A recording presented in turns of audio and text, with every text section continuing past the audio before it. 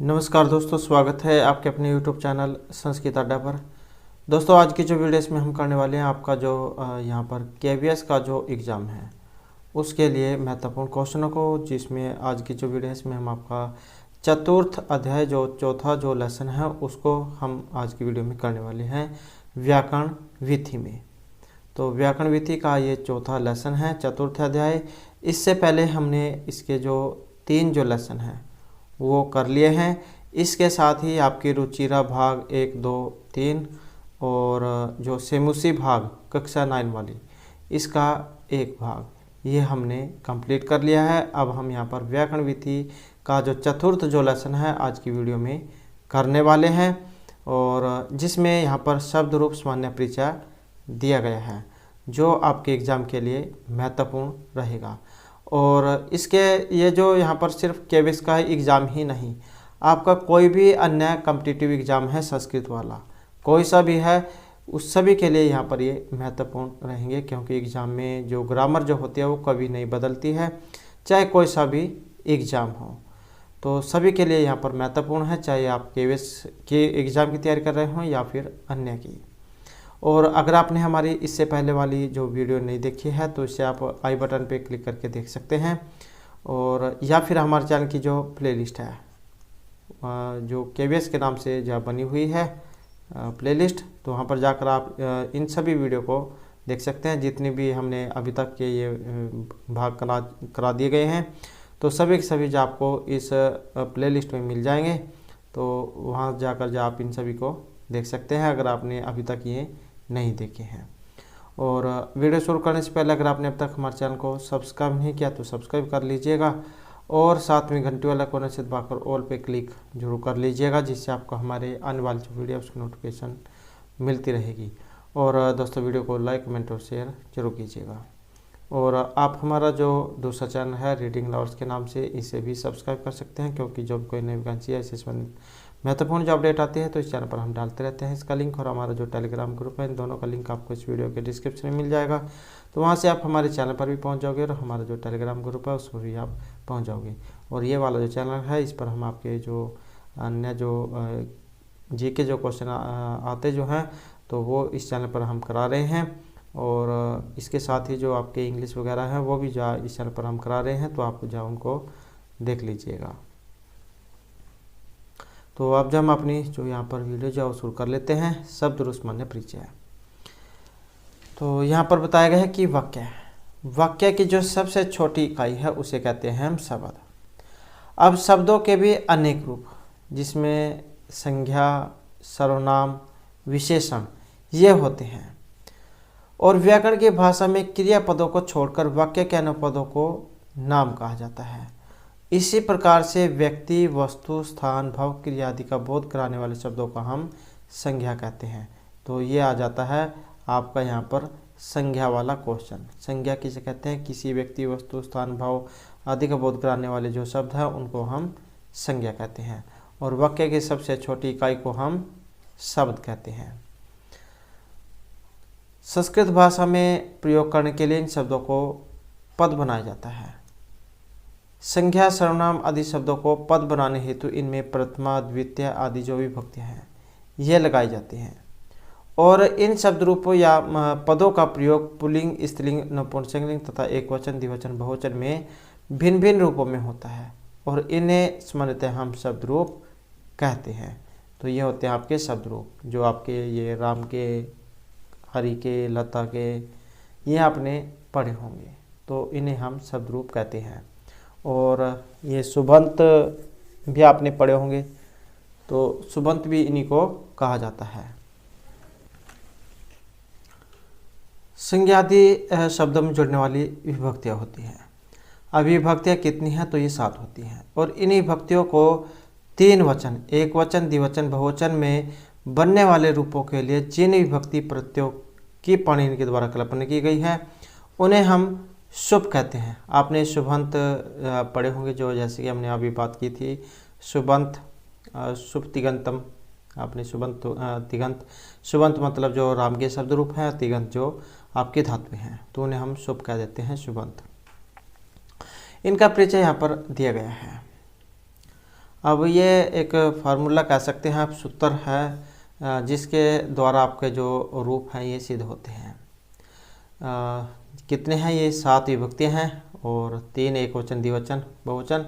तो इस प्रकार से इनकी जो संख्या ये 21 होती है। और ये भी क्वेश्चन एग्जाम में पूछा जाता है कि जो सुप हैं ये कितने होते हैं। सुप आ जाए या सुबंत आ जाए तो ये 21 होते हैं। 7 ये 7 तो ऐसी हो गई विभक्तियाँ और 3 ये एकवचन द्विवचन वाले, तो 7 21। और इनके द्वारा आपका रूप ये सिद्ध होता है।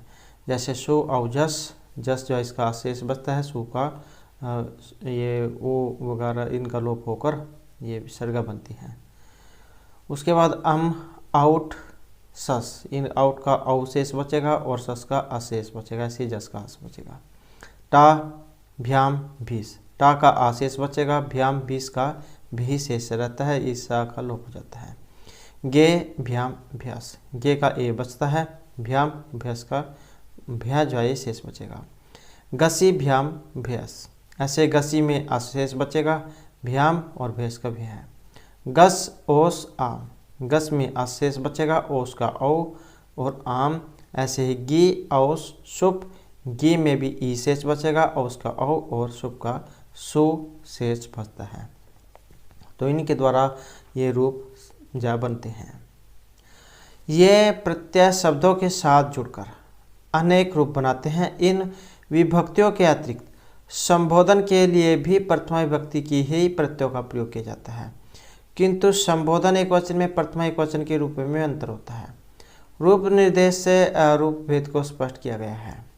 तो ये संबोधन और प्रथमा विभक्ति एक ही होती है, लेकिन थोड़ा सा ही जब में अंतर होता है। शब्द के विभिन्न रूपों में भेद होने के कारण संज्ञा आदि शब्दों को 3 वर्गों में विभक्त किया जा सकता है, जैसे संज्ञा, सर्वनाम और संख्यावाचक शब्द। संज्ञा शब्दों के अंतर में स्वर अथवा व्यंजन होने के कारण इन्हें पुनः 2 वर्गों में रखा जा सकता है। जैसे स्वरांत है यहाँ पर, अजंत। स्वरांत अजंत अर्थात जिन शब्दों के अंत में हर्षव ई, दीर्घ ई आदि स्वर होते हैं, तो इन्हें हम स्वरांत का जो कहते हैं। इनका वर्गीकरण यहाँ पर दिया गया है। जैसे अकारांत, आकारांत, ईकारांत, दीर्घ ईकारांत, उकारांत, दीर्घ उकारांत, और ये ऋकारांत हो गया, एकारांत, औकारांत और औकारांत। मतलब जैसे आपका बालक है, बालक में क्या है, का में आ, तो इसका मतलब ये आकारांत हुआ, जैसे आपका राम वाला होता है। ऐसे ही फिर आकारांत है, जैसे लता वाले हो गए, ईकारांत है, कवि वाले हो गए, ईकारांत, दीर्घ ईकारांत है, नदी वाले हो गए। तो इस प्रकार से ये उकारांत जो इनको गिना जाता है।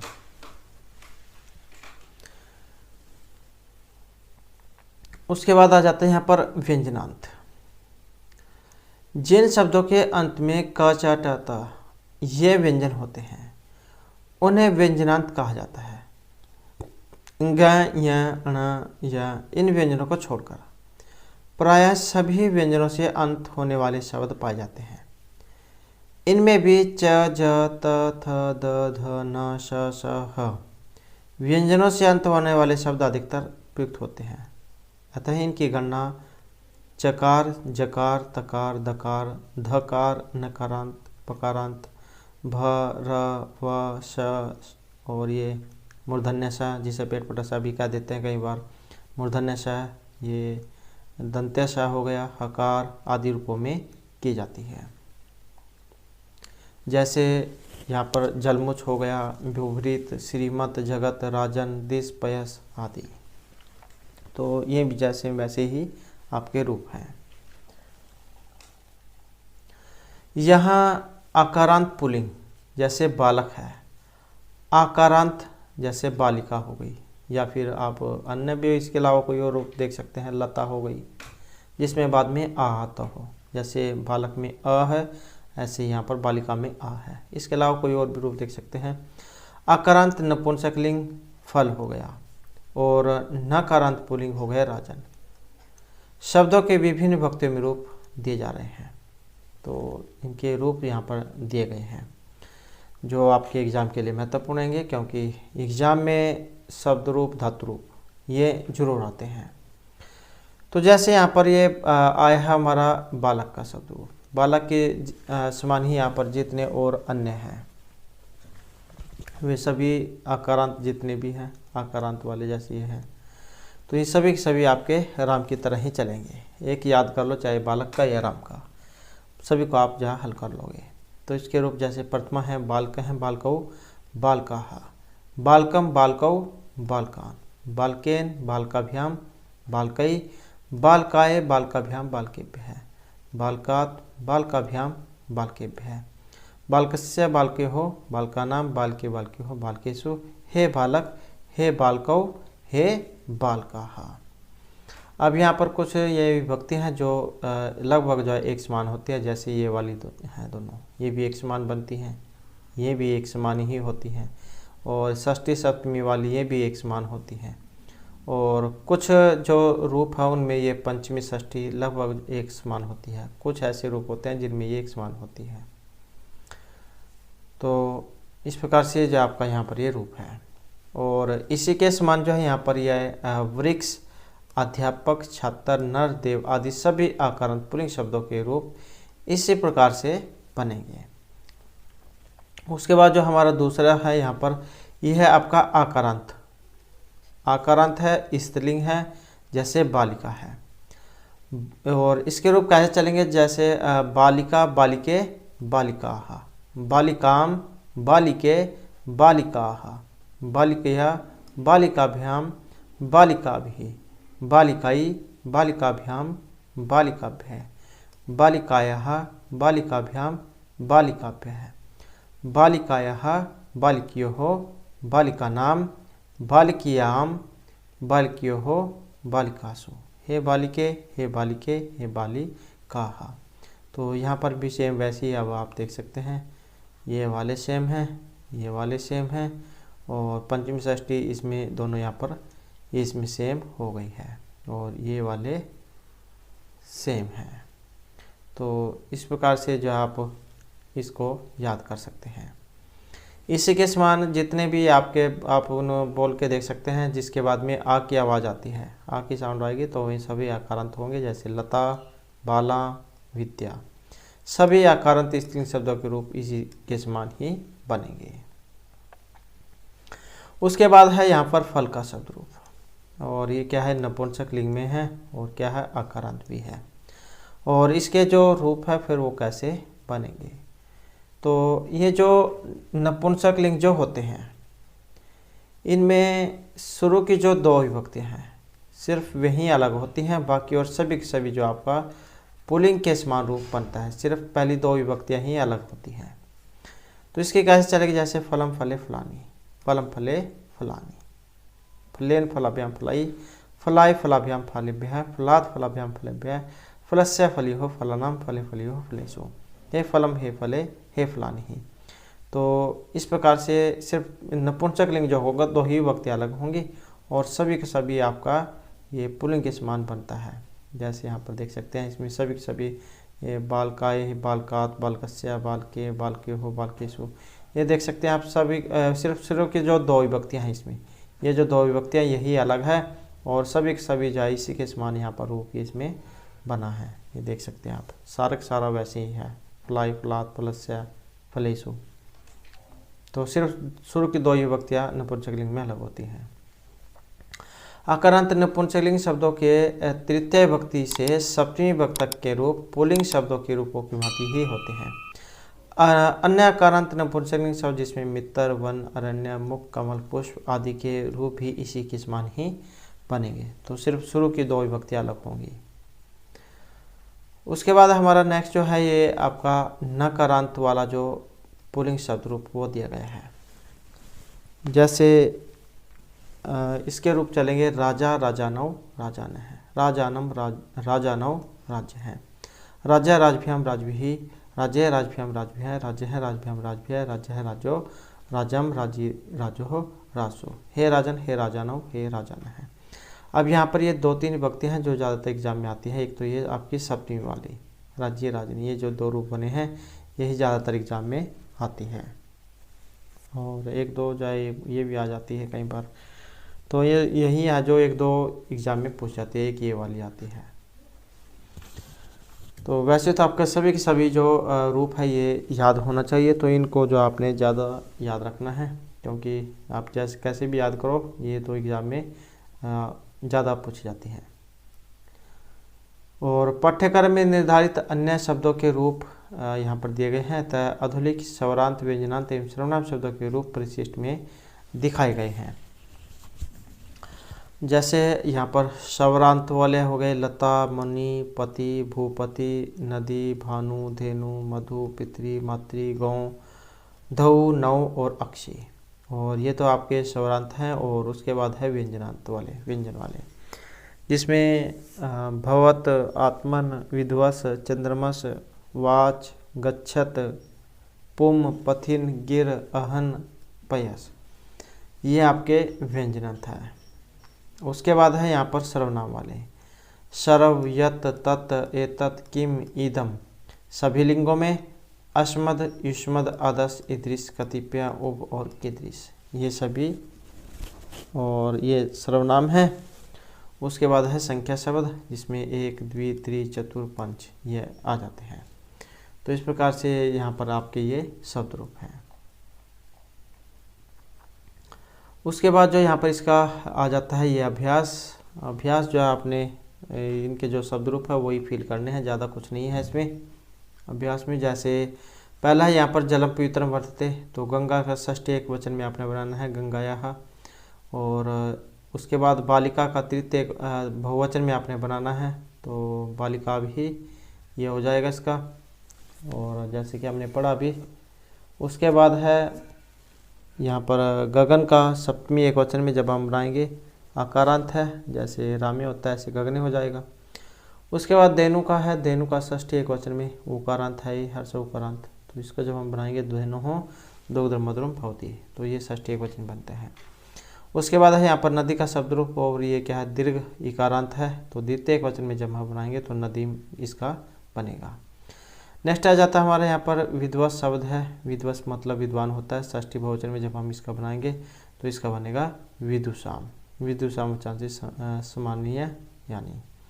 उसके बाद है यहाँ पर भवत पुल्लिंग द्वितीय एक वचन का रूप, तो भवत का जब हम पुल्लिंग और द्वितीय के एक वचन में बनाएंगे तो ये भवंत बनेगा, सह भवंत वो गम्य किम करोति। उसके बाद गच्छत है, इसका तृतीय एक वचन का रूप, तो तृतीय एक वचन में जो इसका गस्ता बनता है, गस्ता बालकेन पुष्कम त्रोटितम, जाते हुए बालक के द्वारा पूर्व को तोड़ा गया। उसके बाद जो है यहाँ पर ये आपका एतत् का है पुल्लिंग और चतुर्थी बहुवचन का रूप, एतत् में है, पुल्लिंग में है और चतुर्थी बहुवचन में है। तो एतत् का जब हम चतुर्थी बहुवचन में जो रूप बनाएंगे तो इसका बनेगा एतेभ्य है बालकेभ्य आचार्य पुस्तकानि आनयत्, तो एतत् का पुल्लिंग चतुर्थी और बहुवचन में। नेक्स्ट जो हमारा यहाँ पर ये तत्रूप है, तत् मतलब वह, शह, तौते, इस प्रकार से बनते हैं इनके। और यहाँ पर क्या ये स्पेशल इसमें कहा गया है ये स्त्रीलिंग में होना चाहिए तत्रूप, तो सा ते ताहा ये इस प्रकार से होते हैं इसके, तो ताहा बालिका उद्याने क्रीडन्ति। फिर भी आपको कोई से यहाँ पर दिक्कत आती है कि कोई आपको गलत लगता है तो आप ऊपर जो यहाँ पर जो शब्द रूप दिए गए हैं उनमें देख सकते हैं, या फिर आप जो कमेंट कर सकते हैं। उसके बाद है यहाँ पर दूसरे वाला हमारा, इसमें क्या है ये इसी में से ही आपने फिल करने हैं। कोष्ठ के प्रदेते पेशमोचित पदम चित वाक्यन पूर्यत, तो रिक्स्थान है उत्तम कार्य यानी कुर्म है। अब यहाँ पर ये कुर्म है, तो कुर्म है का बताना आपने ये किस में बनता है। तो यहाँ पर जो कुर्मे है ये आपके बहुवचन वाला है, तो फिर बहुवचन का ही यहाँ पर आएगा। तो जैसे उत्तम बहुवचन का है तो यहाँ पर भी उत्तम बहुवचन का ही आएगा, अहम आवाम वयम। ऐसे फिर यहाँ पर दूसरा है प्रकाश ग्रीष्म काले प्रचंड है, तो भानु प्रकाश ग्रीष्म काले प्रचंड है। उसके बाद ये रुच धातु है, चतुर्थी विभक्ति इसमें लगती है, तो इसका जो यहाँ पर आ जाएगा इसमें चतुर्थी एक वचन में, तो रुच धातु जो है इसमें चतुर्थी विभक्ति लगती है। चतुर्थी में जब हम इनमें से देखेंगे तो ये ऑप्शन ये वाला बनेगा चंद्रमा से। उसके बाद यहाँ पर रिक्स्थान भैव गुणाशंति है, तो ये मधु है, मधु का शब्द रूप है, तो मधुनी यहाँ पर आ जाएगा। और उसके बाद है यहाँ पर मुनि का शब्द रूप, तपस्या फलम लभंते, तो ये भी बहुवचन में है, तो मुनि है यहाँ पर आ जाएगा। ऐसे उत्तम बालकाः, यहाँ पर भी बहुवचन वाला है, सेवन्ते, तो ये आ जाएगा मात्रे। और उसके बाद जो है नेक्स्ट है हमारा यहाँ पर रिक्स्थान कार्य का क्षम है, तो अस्मिन कार्य का क्षम है। और शोभते नहीं धनम, तो विद्या राशि शोभते नहीं धनम, विद्या जो है वही राजाओं में सुशोभित होती है, न कि धन। और इसी प्रकार बालकान अत्र आह्य, तो सर्वान बालकान अत्र, सभी बालकों को यहाँ पर बुलाओ। और उसके बाद ये प्रदर्शनती है, तो यहाँ पर भी ये बहुवचन वाला है, तो बहुवचन वाला यहाँ पर लगेगा। साधु है सन्मार्गम प्रदर्शनती, तो इस प्रकार से जो है यहाँ पर इसके ये आपने हल करना है। उसके बाद जो आ जाता है हमारा नेक्स्ट में है आपका ये पंचम अध्याय है, और ये है आपके धातु रूप। पहले हमने शब्द रूप देखे, और अब हम यहाँ पर आपके जो धातु रूप है वो पढ़ेंगे। तो जिन्हें क्या कहा जाता है, तिगंत कहा जाता है। तो जिस शब्दों के द्वारा किसी कार्य के करने होने का बोध होता है तो उसे हम क्रिया कहते हैं। ये धातु जो होते हैं इन्हें क्रिया भी कहा जाता है। तो जिस शब्द के द्वारा किसी काम के करने होने का बोध हो तो उसे हम क्रिया कहते हैं। और क्रियापद के मूल रूप को हम धातु कहते हैं। जैसे राम है पुस्तकम पढ़ती, तो राम कर्ता, पुस्तक कर्म हो गया, और ये आपकी क्रिया होगी पढ़ती, पढ़ना। तो इस वाक्य में राम करता है, उसके द्वारा पुस्तक पढ़ जाती है। यहाँ पढ़ धातु के द्वारा पढ़ना क्रिया का होना प्रकट होता है, तो जिसमें पढ़ती रूप बना है, तो ये क्रिया है आपकी पढ़ने वाली। पढ़ना, लिखना, खाना, सोना, पीना, हंसना, ये जैसे भी आप काम कर रहे हैं वो सारी क्रियाएं हैं। तो संस्कृत साहित्य में विभिन्न अर्थों को बताने के लिए अनेक धातुएं हैं, और इनको कहा 10 गणों में बांटा गया है। अब ये 10 गण हैं और 10 लकार होते हैं आपके। तो 10 गण कौन कौन से हैं यहाँ पर देख सकते हैं। भुआदि है, आदादि है, ज्योत्यादि है, दिवादि है, स्वादि है, और उसके बाद रुदादि गण है, तुदादि गण, तनादि गण, क्रियादि गण, और 10वें नंबर पे आता है आपका चुरादि गण। तो इस प्रकार से ये 10 गण हैं। गणों के नामकरण का आधार उस गण में आने वाली प्रथम धातु है, और भुआदि गण का आधार इसमें सर्वप्रथम आने वाली भू धातु है। धातु जो यहाँ पर ये प्रथम जो धातु कह रहे हैं, प्रथम धातु कैसी हुई, जैसे ये है आपकी, ये है यहाँ पर भू है, इसमें अध है, इसमें जू है, इसमें दिव है, सु है, रुद है, तुद है, और ये तनु विस्तार, इसमें तन धातु है, तनोती वाली, और ये क्रिय धातु है, और ये चोर धातु है। तो इनके बारे में यहाँ पर कहा गया है कि गणों के नामकरण का आधार उस गण में आने वाले प्रथम धातु है, जो ऐसे कि हमने पढ़ा, जैसे ये चूर है। जैसे भुआदि गण का आधार इसमें सर्वप्रथम आने वाली भू धातु है, भू प्लस आदि, और चुरादि गण में क्या है, चूर धातु है। इसी प्रकार अन्य गणों का नामकरण भी उन्हीं धातुओं के आधार पर किया गया है। उसके बाद है इसके अतिरिक्त प्रत्येक गण में 3 प्रकार की धातुएं भी पाई जाती हैं। कौन कौन सी, परस्मैपदी, आत्मनेपदी, और एक होती है उभयपदी। परस्मैपदी धातुओं के जो वर्तमान काल है इसमें ती त अंति ये लगते हैं, जो आपने पढ़ा। इसमें भी एक जो फार्मूला आता है, तीप जी सिप तस्थ मिप वसमस इट वही महिंग, तो ये फार्मूला इसमें लगता है। सूत्र आप कह सकते हैं ये इनका होता है परस्मैपद वाले का। तो परस्मैपद जो धातु होते हैं इसमें ती त अंति ये लगता है। तिप का जो बाद वाले जो होते हैं, तिप तस झी, तिप में जैसे प है उसका लंथ हो जाएगा, तस में सा का हो जाएगा, और झी है, झी को क्या है अंति हो जाता है सूत्र के द्वारा। जो अंत एक सूत्र है जो इनमें लगता है वो इसको झी को अंति करता है, तब जाए यहाँ पर ही बनते हैं। और इसी प्रकार से यहाँ पर ये आत्मनिपद भी होती हैं, जिसमें तय ताम जय था सताम दोंग इट वहिंग इस प्रकार से भी जो यहाँ पर ये बनते हैं। इनके सूत्र भी जो आगे दिखाया गया होगा, तो वो पहले हम इसे देख लेते हैं, उसके बाद जो सूत्र है उसे भी देखेंगे। तो इस प्रकार से आपके ये आत्मनिपद भी बनते हैं। ती ते एते अंते ता सताम, तो इस प्रकार से कुछ इसके बनते हैं। शायद यहाँ पर इसमें दिया गया हो, तो शायद यहाँ पर इसमें नहीं है दिया गया, ये है। जैसे पहले हमने तिप वाला जा देखा था, ये है आपका तिप वाला। तिप तस्जी सिप तस्थ मिप वस मस, तो ये है आपका परस्मैपद वाला, और ये है आपका आत्मनिपद वाला। तय ताम झय था सथम ध्वम ईट वही महि, तो ईट वही मही, ये आपका आत्मनेपद वाला है और ये आपका परस्मैपद वाला है। तिप्त जी सिप्त स्तमिप वस मस।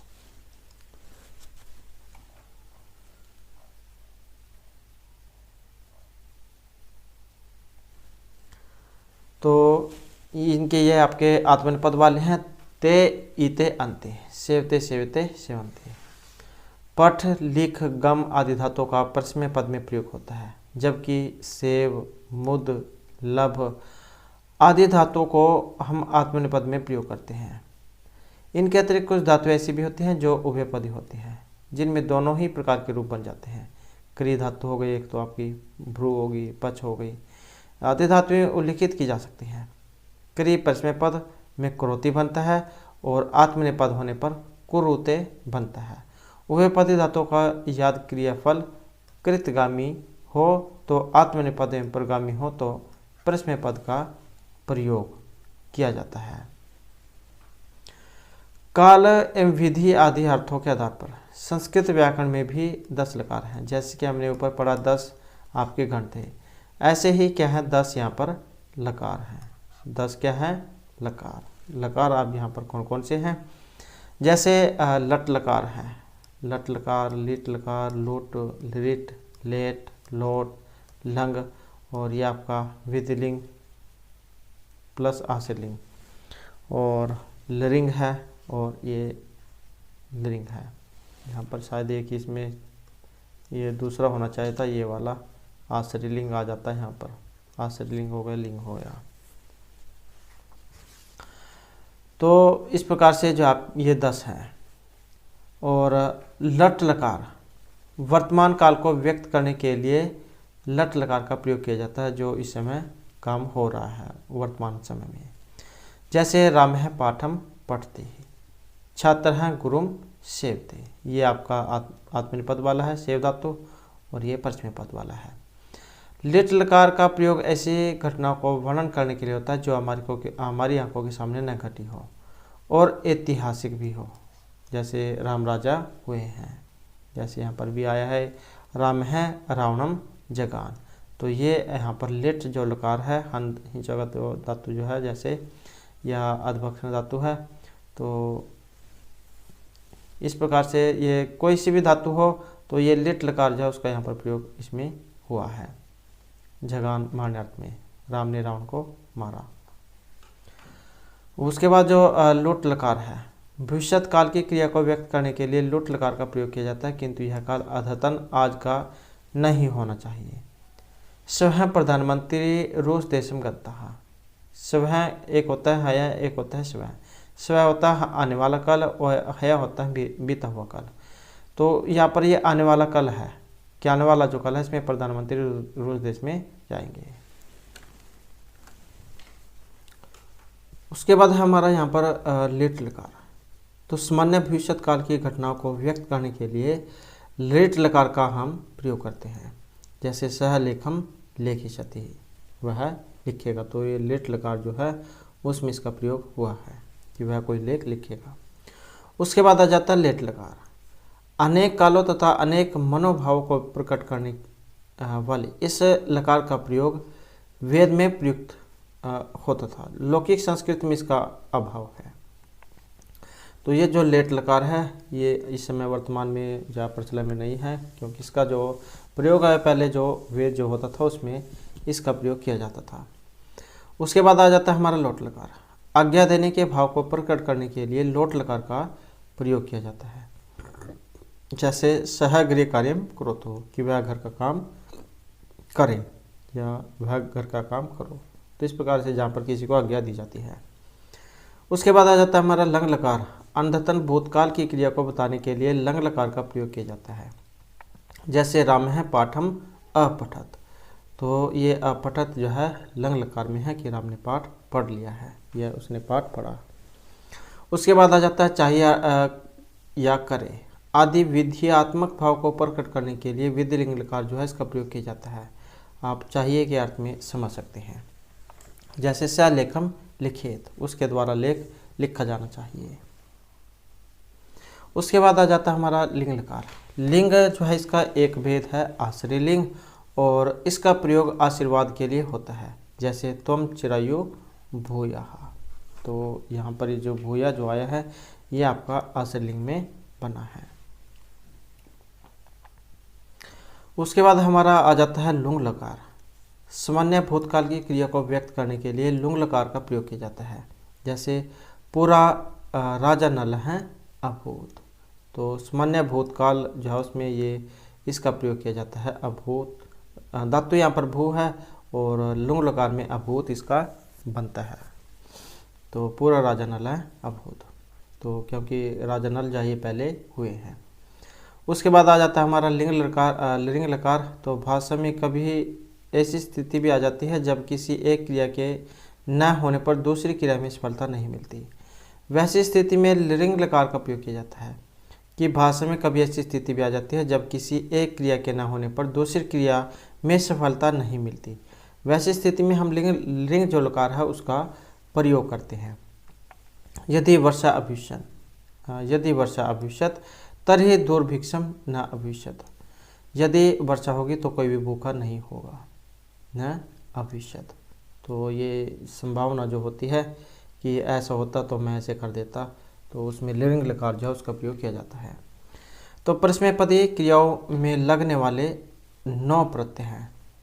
अब ये भी एग्जाम में कई बार आ चुका है, जैसे हमने सुप पढ़े थे 21 होते हैं, तो ऐसे ही फिर यहाँ पर ये जो तिप वाले जो हैं परस्मैपदी वाले ये भी 9 हैं। 9 ये हो गए और 9 ये हो गए, तो ये हो गए 18। 9 कैसे हैं? 3 तो ये हो गए प्रथमा मध्यम और उत्तम, और 3 ही फिर ये एक वचन द्विवचन बहुवचन। तो इस प्रकार से 9 ये हो गए। परस्मैपदी में आपका ये बनता है तिप्तजी सिप्तस्थ मिप वस मस। और जो आत्मनिपदी है इसमें भी 9 ही होते हैं वैसे ही, तो इसमें इनके बनते हैं त अताम झ थस अथाम ध्वम इट वही महिंग। तो ये उसमें बनते हैं। छात्रों की सुविधा के लिए माध्यमिक स्तर को दृष्टि में रखते हुए 5 लकारों में प्रयोग होने वाले प्रत्यय यहाँ पर दिए गए हैं। इनकी सहायता से छात्रों को धातु रूपों को याद रखने में सहायता मिलेगी। तो यहाँ पर कुछ ये बताए गए हैं। लट लकार वर्तमान काल में, ये परस्मैपदी, ये आत्मनिपदी। तिप तस झी, वैसे ही यहाँ पर जैसे कि हमने बताया था पै का अंत हो गया, तस में शा का हो गया और जी को अंति हो गया। ती तह अंति, सी थ मी वह मह। या तो आप उसे याद रख सकते हैं, अगर ये इसे याद रख सकते हैं तो इसे, बात दोनों की एक ही है। ऐसे यहाँ पर ये आत्मनिपद वाले हैं। ते इते अंते से इथे द्वे ई वहे महे, ये इसका आधा रूप दिया गया है, और वो जो हमने पहले देखा था वो इसका पूर्व रूप था। अब कोई सा भी याद कर ले। ते ताम झ था सताम तुम इट वही वहीं। ये ते जो आया है ये टितात्मनिपद नाम टेरे एक ऐसा एक सूत्र है जो आपका ये एक वचन में लगता है और वो उसको फिर जय बनाता है। तो ये आपका त इताम, ये शायद ये है यहाँ पर आत्मनिपद वाला। ते इते अंते से इते द्वे ई वहे महे। उसी प्रकार से फिर यहाँ पर भी इसमें दिया गया है, ये लंग लकार में बनता है। ये सभी यहाँ पर सूत्र फार्मूले बताए गए हैं कि इस तरीके से आप जो यहाँ पर धातु रूप बना सकते हैं। तो वैसे ही तह ताम अन, और यहाँ पर भी तह ताम तह तम तह अम आव आम, ये लंग लकार में है। और इसी प्रकार से यहाँ पर आत्मनिपद में है तह इताम अन था इथाम धोम ई वही महिंग। और उसके बाद ये लिट लकार में है, तो ये परस्मैपद वाला बनता है सहिति सहिता सयंती सयसी सयथा सयत श्यामी श्याम श्याम है।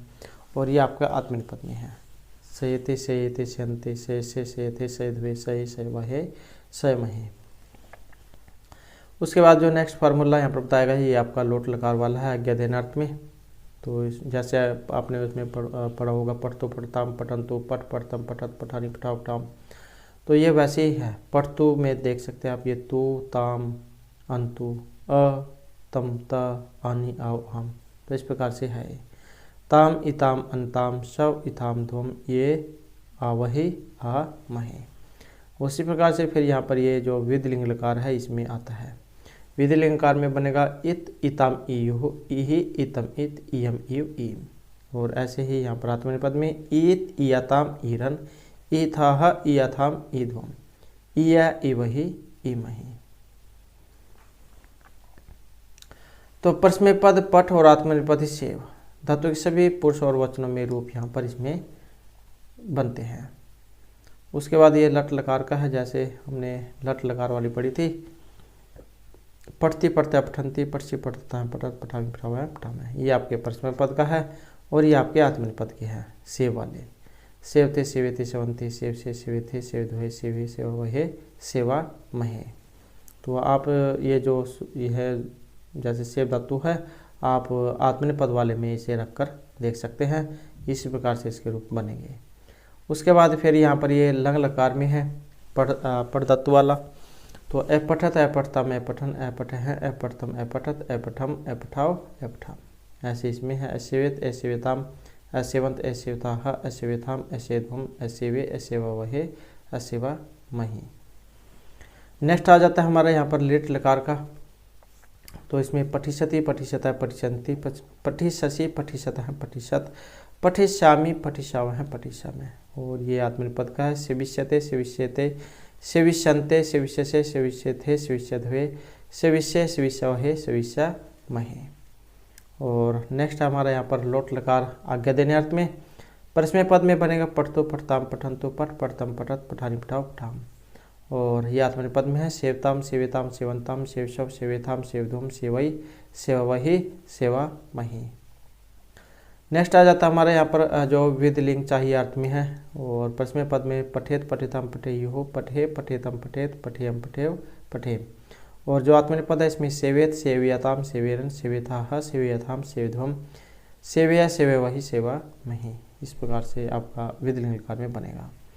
तो पाठ्यक्रम में निर्धारित अन्य धातुओं के जो पांचों लकार लट लोट लंग विधिलिंग और लिट सभी पुरुष और वचनों के रूप परिशिष्ट में दिए गए हैं, उन धातुओं को वहाँ से पढ़े और समझे। परिशिष्ट जो है ये सबसे जो लास्ट में है उसमें इनके बारे में बताया गया है, और ये यहाँ पर इन धातुओं का अभ्यास कार्य बताया गया है। तो जैसे पढ़ धातु का लट लकार में जब हम बनाएंगे तो ये जैसे बाल कहा आपका बहुवचन वाला है, तो फिर वो धातु भी आपने बहुवचन वाली लगानी है, ये भी आप याद रखिएगा। पट का लट में बनाएंगे तो पठंती हो जाएगा, और ये भू का लिट में बनाएंगे तो ये भविष्यंती बनेगा।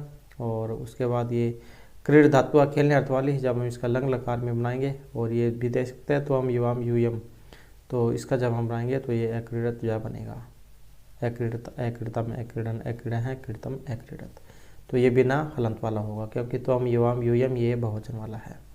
उसके भ्रम धातु का जब हम लोट में बनाएंगे तो ये भ्रमाव बनेगा, और उसके बाद पठ का विधलिंग में बनाएंगे तो ये पठे बनेगा क्योंकि यहाँ पर त्वम है। ऐसे ही तप का जब हम लट लकार में बनाएंगे तो तपंती, लब का लिट में बनाएंगे तो लपस्या महे बनेगा, और मुद का लोट में बनाएंगे अमोदंत बनेगा। सेव का जब हम लोट में बनाएंगे तो ये बनेगा सेवताम, और याच धातु मांगने अर्थ वाली जो होती है विधलिंग लकार में जब हम बनाएंगे तो ये याचेत बनेगा। उसके बाद है यहाँ पर ये इन्हीं में से देखकर आपने फिल करनी है। कोष्ठा समुचित क्रियापदम चित्तो वाक्यन पुरियत, ये आपकी गम धातु है और लंग लकार वाली जो है यहाँ पर दी गई है। तो अध्यय युवाम विद्यालय की महत्वना है, तो वो आपने बताना है इसमें कौन सा है। जैसे युवाम है तो हम युवाम यूयम, तो हम युवाम द्विवचन वाला है, तो यहाँ पर ये जो गम धातु जो है ये आपकी जो उसमें बनती है लंग लकार में, तो लंग लकार वाला द्विवचन का देखना है। तो अगच्छत अगच्छताम, अगच्छन अगच्छ हैं अगच्छतम, तो ये वाला यह आ जाएगा। ऐसे फिर यहाँ पर ये भाष धातु है उसका है, और पूरा जनाह जना बहुवचन वाला है तो यह भाषांत आ जाएगा। और उसके बाद तो हम युवाम यूयम है, तो ये पठ धातु में फिर वैसे पठत आ जाएगा। और नेक्स्ट है यहाँ पर ये आपकी मुद धातु है, तो इसका बताना है फिर ये भाव्यंत है बहुवचन वाला, तो यहाँ पर विवैसी आ जाएगा। और उसके बाद ये पठ धातु है यहाँ पर भी, तो सर्वे है सभी है तो मतलब बहुवचन वाला आ जाएगा। उसके बाद महियम है, ये महियम जो आपका चतुर्थी जो है उसमें आता है, तो यहाँ पर ये अच्छा आ जाएगा। और ये वयम है अहम आवाम वयम, तो ये वयम है तो इसी के अनुसार यहाँ पर व्यम आ जाएगा। और उसके बाद